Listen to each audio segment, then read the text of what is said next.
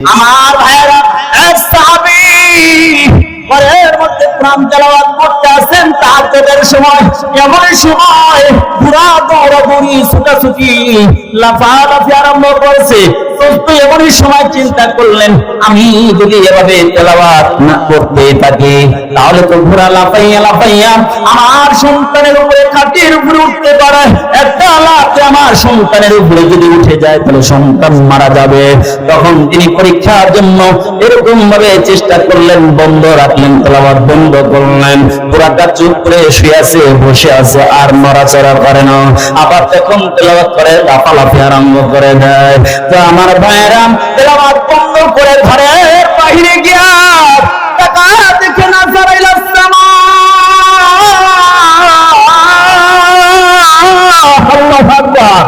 ঘরের বাইরে গিয়া আসমানের দিকে তাকায়, তাকায় দেখে ঘরের উপরে একটা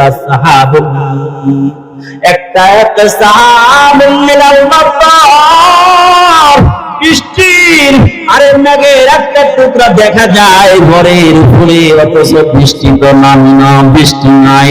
পৃথিবীর কোন জায়গায়, এলাকার কোন জায়গায় বৃষ্টি নাই, আমার ঘরের উপরে মেঘখণ্ড দেখা যায়। সকালবেলা গিয়া আল্লাহ রাসূল সাল্লাল্লাহু আলাইহি ওয়াসাল্লামের দরবারে গিয়া বলে, ইয়া রাসূলুল্লাহ, আমি ঘরের মধ্যে কোরআন তেলাওয়াত করতেছিলাম, এমন সময় দেখলাম ঘোড়াটা লাফালাফি করে। আমি কি করলাম? আমি যখন তেলাওয়াত বন্ধ করলাম ঘোড়া লাফায় না। আমি কোরআন তেলাওয়াত বন্ধ করে দিয়ে আমি ঘরের বাহির হইলাম। ঘরের বাহির হইয়া দেখি আমার ঘরের উপরে একটা বিশাল বড় মেঘের খণ্ড দেখা যায়। পরে ছাদের উপরে আমি তা কি দেখলাম, ইয়া রাসূলুল্লাহ, আল্লাহর রাসূল রেখে বলো, আমার সাহাবা, তুমি জানো না এই যে তুমি কোরআন তেলাওয়াত করতেছিলা, আল্লাহর পক্ষ থেকে সাকিনা তোমার ঘরে উপর নাযিল হইতেছিল। সুবহানাল্লাহ। এই জন্য ঘরে শান্তি যদি ফিরাইতে চাই তাহলে ঘরের মধ্যে কোরআন ঢোকান। ও জামানা মে মুআজ্জাজ থে, ও জামানা মে মুআজ্জাজ থে, আমিলে কুরআন হোকর तुम जलील खार हो, तारे के कुरआन होकर तुम जलील खार हो, तारे के कुरआन होकर। কবি বলেন, ওই জামানায় সাহাবারা সম্মানিত হয়েছিল কিভাবে? এই রাতে মরণ ছিল, এই তারা যারা ন্যাংটা হইয়া তারা পিশাব করেছে, তার পিশাব যত দূরে যাবে সে বড় মাতবার। এই মহিলাদেরকে রাস্তায় দইরা অপেন আরে ধর্ষণ করেছে, এমনকি পেটটা কেটে বাচ্চা বের করে দেখেছে এটা পুরুষ একটা ছেলে না মেয়ে, এমন আইন জানোয়ার তারা ছিল। কিন্তু এই লোকগুলোই যখন কোরআনের সোহবতে চলে আসছে, প্যারা নবীর কাছে চলে আসছে, এমন আদর্শবান, এমন সুন্দর মানুষ হয়ে গেছে। আল্লাহ তাআলা বলেন, তাদেরকে মডেল বানায় দিলাম, রাদিয়াল্লাহু আনহুম ওয়া রাদুআন।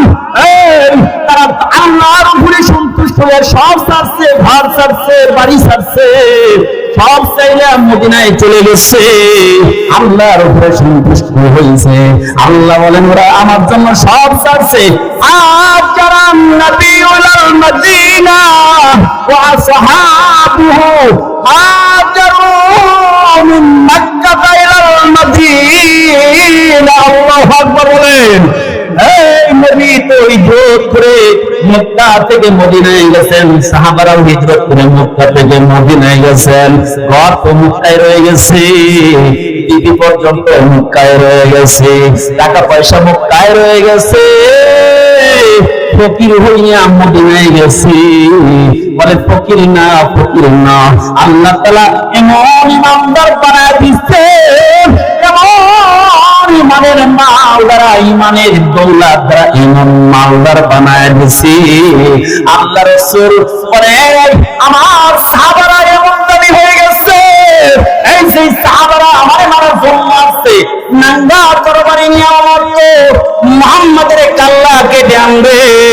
কিন্তু এই জাতি এমন পত্র হইয়া গেছে, আরে মুহাম্মাদের আর শরীরের মধ্যে একটা ফুলের টোকা লাগবে, এটা তো কোন সাহাবা জীবিত থাকতে বরদাস্ত করতে পারতো না। সুবহানাল্লাহ। আমার ভাইরা কেন হইল এই কোরআন যে তাদের দিল পরিবর্তন হয়ে গেছে দোস্ত। কোরআনের ভালোবাসা, নবীর ভালোবাসা, আলিমের তরবিয়তে তারা এমন পরিবর্তন হয়ে গেছে দোস্ত, এমন দানি হয়ে গেছে। আল্লাহ রাসূল বলেন আসহাবু তানজুম ফাবিআইহিম ইহতাদাইতুম ইহতাদাইতুম।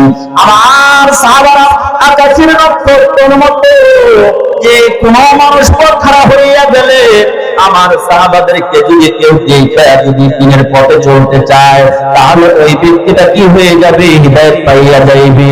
আমার ভাইরা তাহলে হিদায়াত পাইতে হলে কাদেরকে মানতে হবে? রাসূলের সাথে সাথে সাহাবাদেরকেও।